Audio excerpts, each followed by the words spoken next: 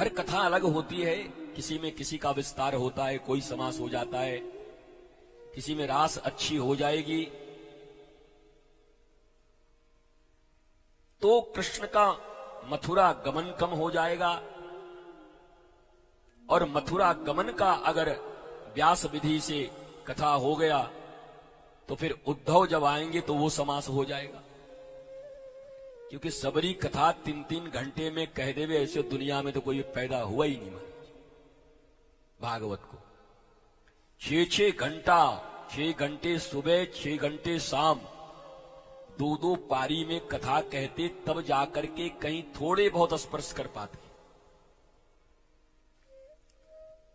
वो आप कहेंगे कि महाराज जी सीधा भागवत ही सुना दो, एक एक श्लोक, तुम्हारे पल्ले नहीं पड़ेगी। बाबा ब्लैकशिप के बेटे हो, जॉनी जॉनी यस पापा करके बड़ा हुए हो, और कहोगे कि 18,000 भागवत का श्लोक सुना दो हमें, हम समझ जाएंगे।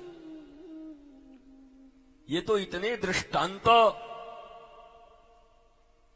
और इतनी सब चीजें इसलिए कही जाती हैं कि भागवत के एकाध श्लोक, अर्धाली या चौथाई भी वो सूत्र तुम्हारे हृदय में उतर जाए। नाम तो है संपूर्ण भागवत कथा ज्ञान यज्ञ, पर कौन कहेगा? किसने किसको कहा आज तक? कोई नहीं। और सबरा सुन के भी क्या करोगी? भागवत और रामायण और महाभारत और ग्रंथ इत्यादि जितने भी हैं, वो सब मेडिकल हॉल हैं, दवाई की दुकानें, भांति भांति की दवाइयां हैं इसमें। अब मेडिकल हॉल की सारी दवाइयां किसी एक रोगी को खिला दिया जाए तो हरे हरे बांस की जरूरत पड़ जाएगी। राम नाम उस पूरे मेडिकल हॉल में कुछ चुनी हुई 1-2 दवाइयां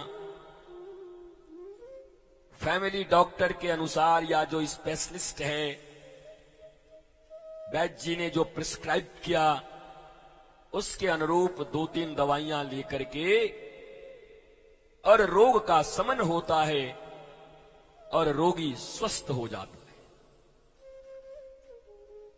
पर रोगी कोई अरबपति और जिद करे कि नहीं, भारतवर्ष में सबसे बड़ी जो दवाई की दुकान है, बोला हाँ, वो सब में से थोड़ा थोड़ा निकाल के कूट काट के और मिला के हमको दिया जाए, क्योंकि हमारा पति है। तो बेचारा फिर किसी का पति नहीं रह जाएगा, कुछ देर के बाद नापति हो जाएगा। ऐसे ही श्रीमद् भागवत और रामायण की सारी चौपाइयां, सारे श्लोक तुम्हारे लिए नहीं है। 70 साल के इस जीवन में बाप बढ़ाना भैया, सबसे बड़ा रुपया, ताता थैया ताता थैया, और उसके बाद भागवत के समस्त श्लोकों का ज्ञान भी चाहिए।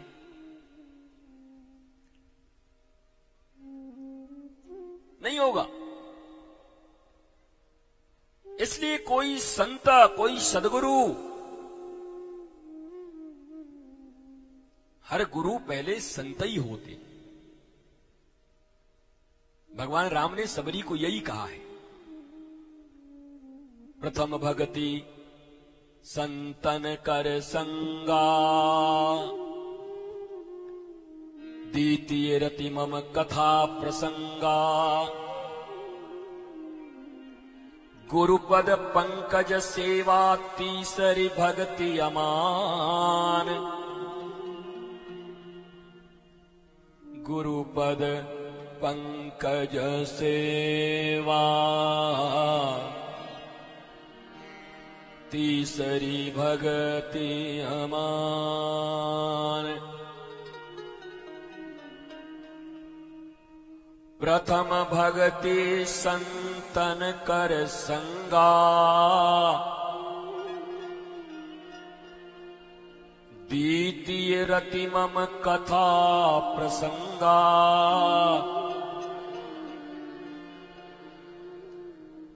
और तब तीसरे स्टेप में गुरुपद पंकज सेवा, पर सरते लागू।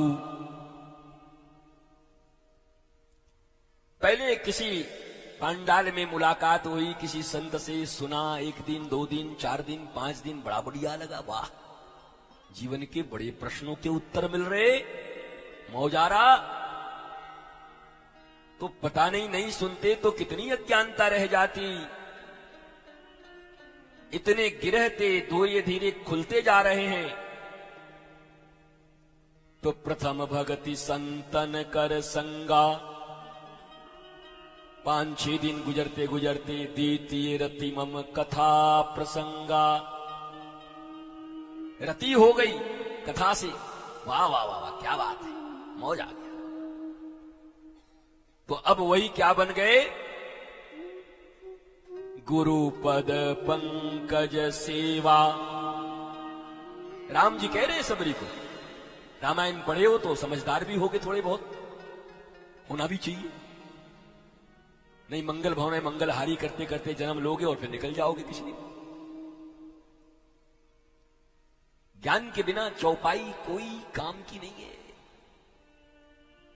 जब तक कोई समर्थ सदगुरु उन चौपाइयों के कंपोजिशन को खोल के न रख दे तुम्हारे सामने, तुम्हारी सामर्थ्य कहां है कि तो गोस्वामी तुलसीदास के लिखे चौपाइयों के कंपोजिशन को तुम अलग कर पाओ।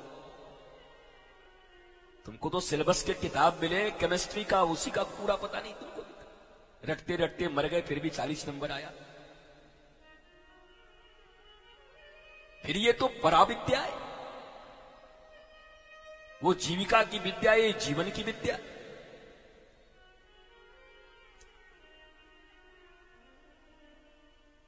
तो गुरुपद पंकज सेवा, गुरु के पद पंकज की सेवा, पद कमल की सेवा, पर सरते लागू।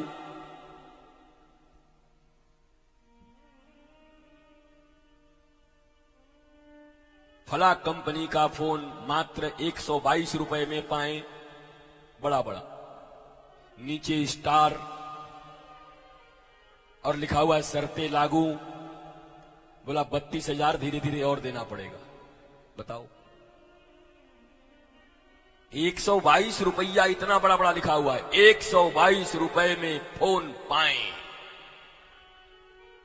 पब्लिक भी खुश, नीचे पतला सा स्टार, छोटा सा सरते लागू। बोला शर्त कितने का? बोला 32,000 और। मैं डंडा मारू, 122 दिखा के 32 मांग रहा। सब ऐसे ही है। तो तुम क्या सोच रहे हो व्यापारी लोग आज सीखें? राम जी से सीखेंगे। राम जी ने भी ऐसे ही किया, परम व्यापारी हैं राम जी।